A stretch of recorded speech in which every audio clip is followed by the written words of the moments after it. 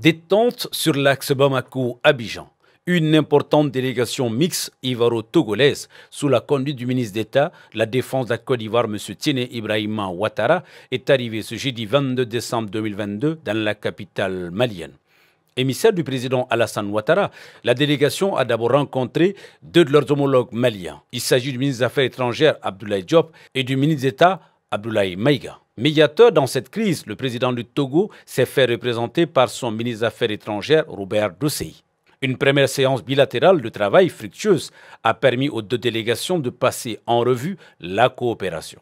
Avant d'être reçus ensemble par le président de la transition, son Excellence le colonel Assimi Goïta à Koulouba. Au sortir de cette audience, c'est un Tiene Ibrahima Ouattara optimiste que nous avons rencontré sur la terrasse du palais présidentiel.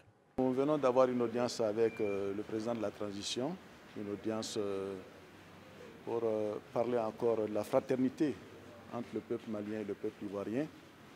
Comme vous le savez, il y a eu un malentendu entre la République du Mali et la République de Côte d'Ivoire il y a de cela quelques mois. Il était bon que nous puissions nous rencontrer pour en parler et c'est ce que nous avons fait avec nos frères maliens. Et le président Assimi Goïta nous a fait l'honneur de nous recevoir pour que je puisse lui transmettre les messages du président Ouattara, ce que nous venons de faire. La rencontre s'est passée dans un esprit fraternel, de compréhension mutuelle, et nous pensons que nous nous sommes compris, et c'est cela l'essentiel.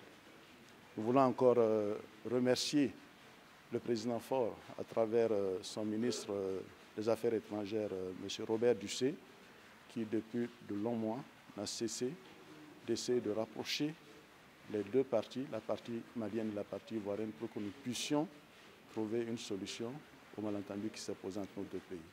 Après ces mots de fraternité, les deux délégations se sont transportées au secrétariat général de la présidence afin d'y signer un mémorandum d'accord pour promouvoir la paix et œuvrer au renforcement des relations d'amitié, de fraternité et de bon voisinage. Aujourd'hui, nous nous réjouissons de recevoir cette importante délégation de la République de Côte d'Ivoire que nous avons reçue aussi avec le représentant du médiateur dans un état d'esprit très fraternel. Je dois dire que depuis leur arrivée, nous avons pu noter, en tout cas la volonté de part et d'autre, d'œuvrer à pouvoir surmonter cet événement en préservant les liens qui existent entre nos deux pays.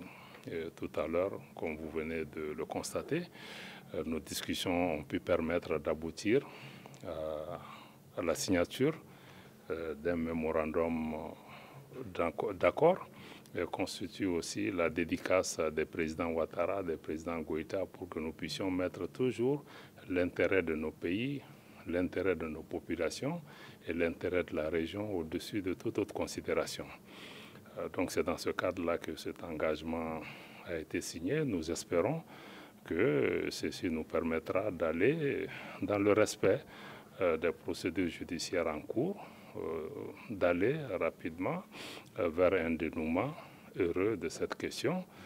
Remercier leur Excellence le président Assimi Goïta et le président Alassane Ouattara qui ont une volonté commune, celle d'œuvrer pour la paix et la cohésion au niveau de la sous-région.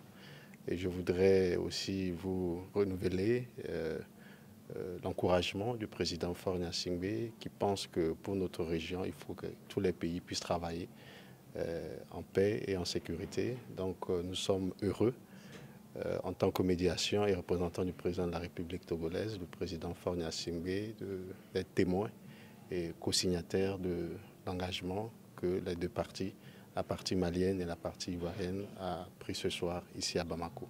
Nous avons pensé qu'il fallait privilégier, il fallait renforcer les liens de bon voisinage, de fraternité et d'amitié entre le Mali et la Côte d'Ivoire. C'est cela surtout qu'il faut retenir dans un premier temps. Dans un deuxième temps, bien entendu, nous avons parlé de l'affaire des 46 soldats et comme l'a dit le ministre Diop, c'est une question qui est en voie de résolution et nous pouvons dire que nous venons de faire un voyage fructueux ici en terre malienne et nous ne pouvons que remercier le président Assimi Goïta et toute son équipe. Bien entendu, nos remerciements vont également vers le président Gnassingbé Faure Nous devons nous féliciter pour ce heureux aboutissement. Au regard de ces différentes déclarations, tout porte à croire que l'axe Bamako-Abidjan sera très bientôt raffermi pour qu'enfin les deux pays jouissent de la fraternité et du bon voisinage qui a toujours caractérisé la sous-région ouest africaine à l'instar de l'axe Bamako-Abidjan.